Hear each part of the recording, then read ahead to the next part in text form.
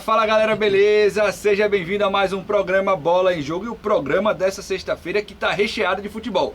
Tem Copa do Brasil, tem esquenta para a Série B, tem esquenta para a Série C e tem esquenta para a Série D e para o Campeonato Brasileiro da Série A. Vamos ficar de olho aí em Vasco e Cruzeiro que jogam no final de semana. Mas antes de falar disso, vou apresentar aqui o meu irmão gêmeo, as Torres Gêmeas, Fábio Novaes. Irmão Gêmeos, essa é nova, eu não conhecia não. Se eu tivesse olho azul, seria mais parecido. Rapaz, eu um pouquinho mais alto, 3 centímetros mais ou menos, né? Exatamente. É muita coisa, 3 centímetros?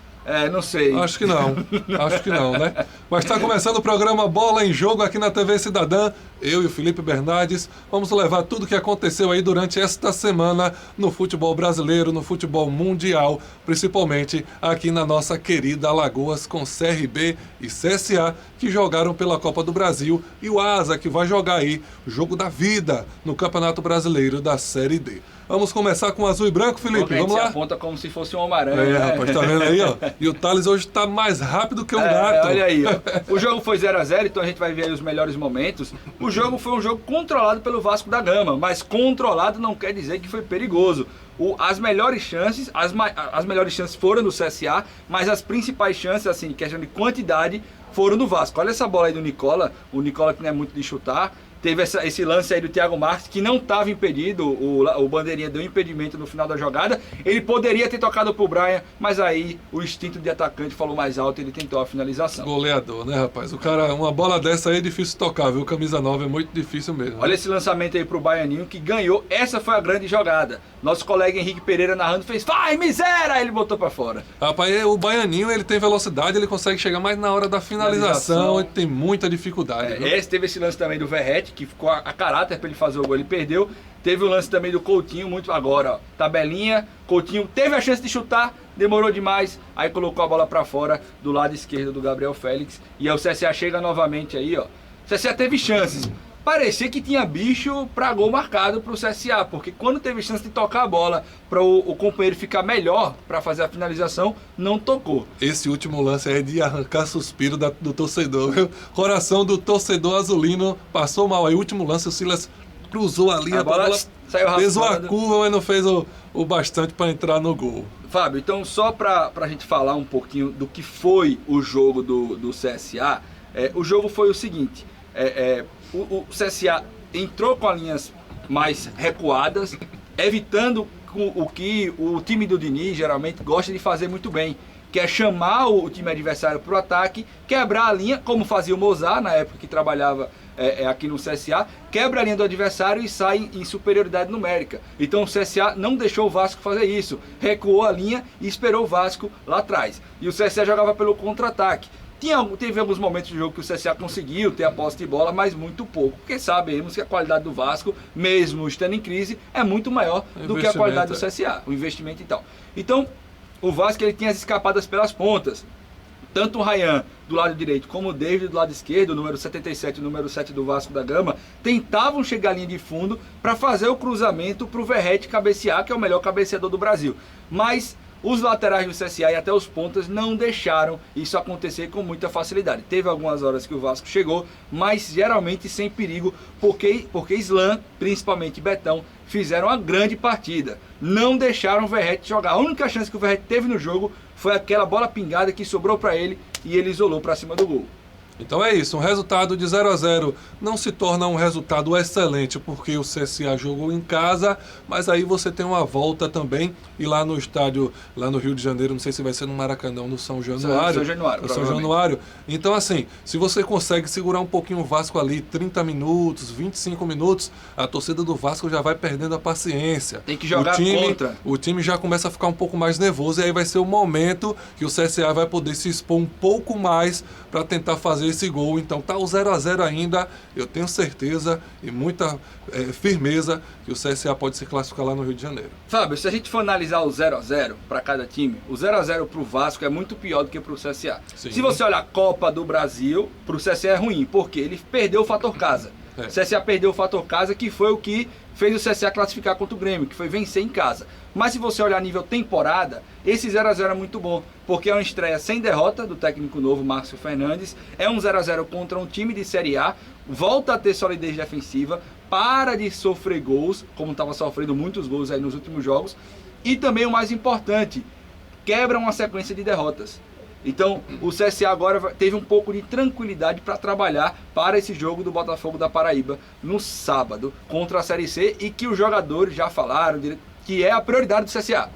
Agora é jogar contra o Botafogo da Paraíba, dar tudo em campo. Se o CSA não teve muito ataque contra o Vasco, contra o Botafogo vai ter que atacar muito. Vai ter que ir pra cima, porque precisa de todo jeito da vitória. Será que acordaram só agora que a Série C é a prioridade do CSA nessa temporada? O negócio deu uma apertada, né? Vamos ver aí os jogos do Campeonato Brasileiro da Série C, pra gente finalizar aqui a parte do CSA. Como o Felipe disse, amanhã, 17 horas, CSA e Botafogo da Paraíba aqui no estádio Rei Pelé. Um jogo importantíssimo. O CSA precisa vencer esse jogo e aí dispensa a apresentação, né, Felipe? Nada de jogo bonito, nada. O importante realmente é a vitória neste momento para o CSA.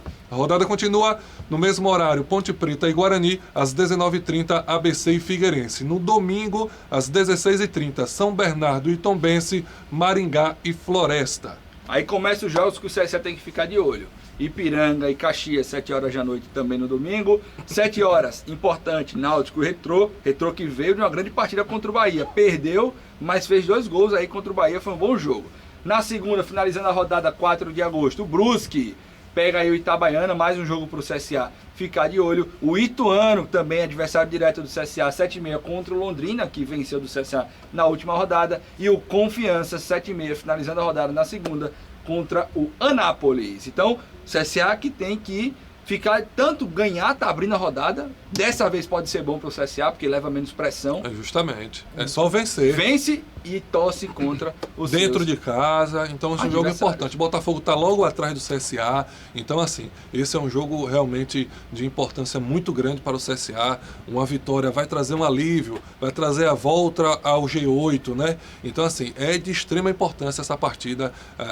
O torcedor, comissão técnica, jogadores têm que estar com a cabeça firme nessa partida de amanhã. E só para finalizar aqui a parte CSA, o Vasco da Gama, ele joga contra o Mirassol agora, também no sábado. O Vasco fica até hoje aqui, até sexta-feira, em Maceió, viaja para jogar contra o Mirassol, depois volta para o Rio de Janeiro. Então olha a maratona aí que o Vasco vai precisar fazer. Ele viaja para jogar contra o CSA, não volta para casa, depois viaja para jogar contra o Mirassol e só no domingo volta ao Rio de Janeiro, no próprio sábado ali de madrugada, depois da partida. Então, em termos de descanso, o CSA vai ter muito mais, porque ele joga 2 jogos em casa seguido para depois viajar para São Januário. Fora que o empate para o Vasco da Gama foi péssimo, empatou com o time de Série C, continua sem vencer tanto na Série A como na Copa do Brasil. Então, se o CSA tiver inteligência e jogar contra o Vasco, cozinhando o Vasco para a torcida perder a paciência, será muito bom para o Centro Esportivo Alagoano. Agora vamos falar do lado vermelho. Rapaz, CRB que foi até Minas Gerais e garantiu um empate em 0-0. Vamos ver os melhores momentos dessa partida aí, que teve Matheus Albino novamente como nome grande do jogo, o cara que levou 10. Nota 10 no SofaScore, meu irmão. Não é brincadeira não, viu, rapaz? Não é brincadeira não. Olha esse chute aí do Thiaguinho, o Cássio bateu roupa, mas aí a zaga do... jogada do Fagner, que teve uma polêmica aí com o William Potker. Eu tô do lado do William Bola Potker. Na trave aí do Gabigol. Nunca vi o Gabigol né? batendo falta, mas bateu essa daí de chuta muito forte de fora da área. Então, uma finalização boa, né? Olha isso aí, ó. Que defesa. Olha 2 defesas seguidas. Aí mais um ataque do CRB. Pode ver que o CRB ele chegou também, tá? Olha esse lance do Fagner aí. Agora é uma defesaça, viu? Desviou no último minuto e uma defesaça. Foi como um gato. Aí outro chute aí, tranquilo. Isso aí, mais tranquilo, né, rapaz? Cobrança de falta do Matheus Pereira, tranquilo também. Mas você vê que o Cruzeiro atacou bastante, né? Rapaz, teve um lance de pênalti também, na minha visão, lance de jogo, porque se fosse o inverso, não seria marcado pênalti. Não foi pênalti não. Mas, só pra gente não falar só do jogo também, já se começa uma pressão tanto do Cruzeiro como da imprensa do Sudeste contra a arbitragem. Caio Jorge hoje postou esse lance, a imprensa do Sudeste está falando muito, então o CRB tem que ficar de olho, porque aqui, com essa pressão, Qualquer sopro dentro da área do Cruzeiro vai ser pênalti pro Cruzeiro. Então, o CRB tem que ficar de olho. Tem que trabalhar bem também aí os bastidores. O CRB não pode ficar parado, não. O CRB que teve mais uma partida equilibrada. É aquilo que a gente vem falando sobre o trabalho do técnico do CRB, o Barroca, né? O CRB é um time bem equilibrado, é um time bem montado, né?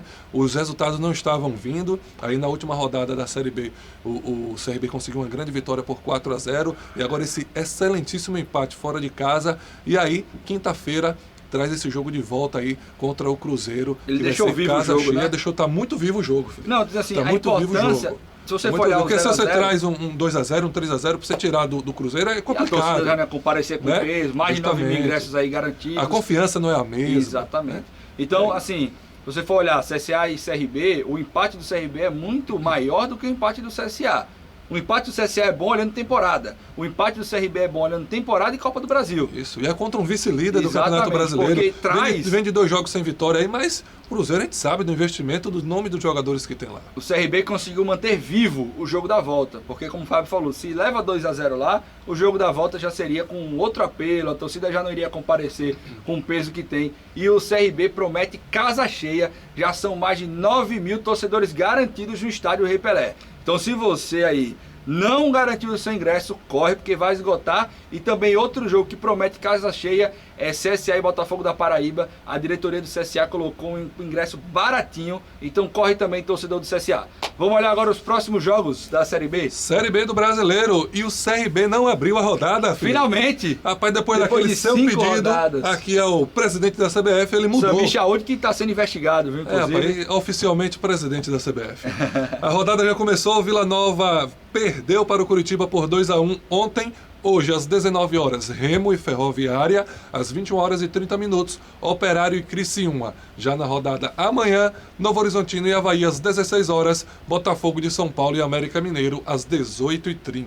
É isso aí, ainda amanhã, Amazonas e Goiás, 8h30 da noite. Domingos, já Chapecoense e CRB, o CRB que tem que ficar acordado aí. A Chapecoense vem crescendo de produção no campeonato, não é um jogo fácil, em Chapecó é frio, então CRB tem que entrar ligado. Atlético Paranaense e Paysandu fecham rodada no domingo, 6h30 da noite. Na segunda, Atlético e Atlético Goianiense, 7 horas da noite. E Cuiabá e Volta Redonda fechando a rodada na segunda-feira, 9h30 da noite. E aí, Felipe, você acha que deve ir time todo titular, deve mesclar, segurar um pouquinho para a Copa do Brasil? Essa esperança é grande mesmo? CSA e CRB? O CRB. CRB agora, CRB. CRB é titular, pô. Titular, CRB não pode brincar no ponto. É 5 pontos do G4 e 5 pontos do Z4. Se não pontuar, encosta lá embaixo. Se pontuar, encosta lá em cima. Concordo com você. É titular. Gênero, número e grau. Exatamente. Não tem E o essa de CSA? poupar, não. Pô, titular também. Não acho, acho que ainda mais. Né? Ainda mais. Acho que tem ainda que mais. ir com titular e mais 2 titulares aí. Tem que dar um jeito de botar 15 Tem que jogar titulares. com 13. Que nem um time da Série C aí jogou com um a mais, viu? Tem um time aí que jogou, tem uma história dessa aí, que jogou 10 minutos com 12 em campo. Inclusive está sendo denunciado aí, porque teve uma falha de comunicação do juiz com o jogador. Enfim, vamos falar agora então do Asa de Arapiraca, que tem fase aí eliminatória na Série D do Campeonato Brasileiro. Bota na tela aí. Olha aí, ó, o Ferroviário do Ciel Cruel, que foi cotado aqui no CSA, começa fora de casa, lá no Ceará, e depois volta para jogar. Então o jogo é amanhã, 5 horas da tarde, no sábado, é fase eliminatória na Série D, começando para o Asa de Arapiraca. É aquela história, né, Felipe? Aquela história aí, né? Ferroviária e Asa, fora de casa, primeiro jogo, um empate, ó, ótimo. Ótimo. Mas se conseguir fazer um golzinho e trazer uma vitória, perfeito, né? O Asa vem jogando muito bem, foi primeiro colocado no seu grupo da competição da Série D, então vamos torcer aí para que o Asa Fábio, me diga uma coisa, na Série D vale gol fora? Não, não vale não. Então, um empate com 0x0 tá perfeito. Tá perfeito, para chegar aqui, casa cheia em Arapiraca, meu irmão, ninguém segura não, viu? Ninguém segura não, o Asa gigante não, viu, rapaz? Vamos lá, agora para o Brasil. Vamos lá, Copa do Brasil. Bota os gols na tela aí. Vamos lá, rapaz. Teve jogão, começou na terça-feira, a partida entre Botafogo e Bragantino. Montoro, garoto de 18 anos, que chegou no Bom Botafogo jogador, pra viu? Copa do Mundo de Clubes, abriu o placar. E olha a jogada do Barbosa, viu? Rapaz. Roubou a bola. Começou a jogada, lotou pro lado esquerdo. E ainda pediu, levantou a mão. O Cuiabano botou na cabeça dele e ele empurrou para o fundo das redes. 2x0 o primeiro jogo aí, viu? Esse jogo aí foi polêmico, viu? né, rapaz? O Bahia que não Engraçado. consegue achar um bom goleiro. Quando troca de goleiro, chega o reserva e faz uma besteira. E esse goleiro que tá agora no Bahia aí, titular, o Ronaldo, ele é ex-Vitória, viu? Olha lá. Olha só. Vamos sair, toma. E o pior de tudo isso... Apagou o jogador do... E o jogador foi substituído depois desse lance. Não conseguiu mais ficar em campo.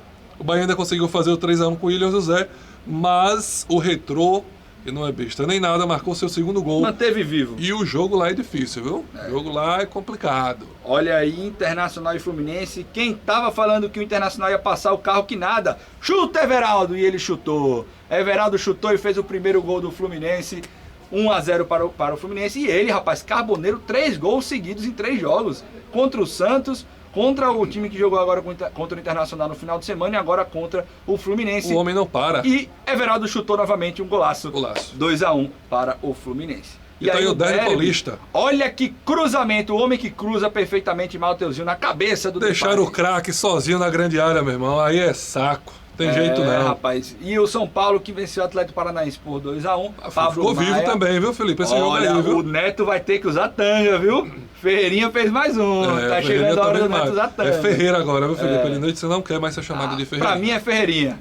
Essa fera. E o Flamengo foi derrotado aí com essa saída de bola errada. Léo Pereira falhou. E Coelho fez o gol, quase que o Rossi pega 1-0 para o Atlético. No jogo do final de semana, que também foi Atlético Mineiro e Flamengo, no caso Flamengo e Atlético Mineiro, também foi no Rio, teve também uma saída de bola errada, e o Rony roubou e o Rony perdeu o gol. Foi. Dessa vez o Coelho roubou a bola, o Rony estava na grande área e o Rony fez bem assim, toca pra mim não. Faça. Diga uma coisa, Fábio, falando de Palmeiras e Corinthians, Corinthians e Palmeiras. Na sua visão, aquele gol do Palmeiras foi bem ou mal anulado? Na minha visão, foi mal anulado e não é nem pela questão da linha. Ali é pela questão do frame. Eu acho que a bola já tinha saído do pé do jogador, ali é um frame a menos e aí a linha estaria uma em cima da outra. Mas essas questões não aconteceram só nessa partida, nessa temporada a gente já viu muito acontecendo disso, essa questão das linhas aí estarem muito próximas e o jogador não leva vantagem nenhuma e aí o gol ser anulado. Mas assim, eu acredito que ali deveria deixar acontecer o gol. Bota pra mim aqui, Thales, por favor. Eu penso o seguinte em relação a isso. Eu penso que quando a gente tem linhas tão próximas, onde você fica até em dúvida com a tecnologia se estava ou não impedido, tem que dar o gol. Na dúvida, é gol. Você não pode anular um gol como foi na Copa do Mundo por conta de uma ponta de chuteira. O impedimento, ele serve para não dar vantagem ao atacante. Me diga que vantagem teve Gustavo Gomes naquele lance? Nenhuma. Então, o bem mais precioso do futebol é o gol. E as pessoas estão tirando o gol por centímetros, por detalhes que não dão vantagem ao atacante. Então, FIFA, CBF, todas as entidades de futebol precisam rever esses impedimentos milimétricos aí com a chegada da tecnologia. Não dá. O futebol está perdendo diversos gols maravilhosos por conta de centímetros. E isso não pode acontecer. Porque na dúvida, num lance desse, num lance que já teve no Campeonato Brasileiro, de uma linha estar sobreposta à outra, mas a linha vermelha ela passa 1 centímetro e anula o gol, tem que ser gol. Então concordo com o Fábio, foi mal anulado, não pelo frame, mas que mesmo com a tecnologia a gente não tem a certeza de que estava impedido ou não. Então na dúvida, faz o que o futebol precisa, faz o que o futebol mais gosta, que é o gol. Minha visão é essa aí. E aí sim, teve o anúncio do áudio do VAR e tem aquela questão, Felipe, eles falam assim, ó, bota pra trás, aí o cara puxa um pouquinho, aí tá na mesma linha. Bota pra frente, já sai da linha. Então a linha é uma questão, tá entendendo? De que fica do humano, né? Senso, fica do humano ali, né? Entender que a linha foi traçada na cabeça do Gustavo Gomes, se o cabelo dele tá um pouquinho mais pra fora, tá mais pra dentro, tá, assim, fica muito aberto, fica muito vago, mas né? a CBF fica já avisou vago, né? que a partir do ano que vem terá o semiautomático no Campeonato Brasileiro, e acaba isso aí, perfeição, teremos aí os impedimentos milimétricos, que pra mim tem que acabar também. O cara tá uma ponta de chuteira à frente, não dá nenhuma vantagem. Então é isso, vamos agora para os jogos do Campeonato Brasileiro da Série A. Bota na tela aí, ó. O Sport joga... Opa, jogaço, viu? Duelo de maiores do Nordeste. Como eu falei também, amanhã, 6h30, Mirassol e Vasco da Gama, e também Fluminense e Grêmio. Começando a rodada no domingo, horário nobre, Corinthians e Fortaleza, e Botafogo e Cruzeiro. Às 18h30, Ceará e Flamengo, Atlético Mineiro e RB Bragantino, Vitória e Palmeiras, 19h30, e às 20h30, Internacional e São Paulo. Finalizando a rodada na segunda-feira às 20 horas, tem Santos do menino adulto Ney e Juventude. É isso aí, volta pra gente aqui. Jogo importante do Santos Jogo aí. importante. Tá brigando ali pra não cair os jogo dois. de 6 ali, né? pontos, jogo mais tranquilo pro Neymar tentar jogar de uma forma melhor. Vem aí de um empate muito bom pela circunstância do jogo contra o Sport. Então o Santos aí tem tudo para voltar a vencer no campeonato, já que a última vitória foi contra o Flamengo na volta da Copa do Mundo. Então é isso, minha gente. Voltamos segunda-feira com tudo o que aconteceu no final de semana e o aquecimento para a Copa do Brasil. Tem Alagoas semana que vem na Copa do Brasil e é rodada decisiva, né não, Fábio? Decisiva demais. Segunda-feira a gente traz todas as informações, viu? Um abraço para você, bom final de semana e até segunda. Valeu, galera!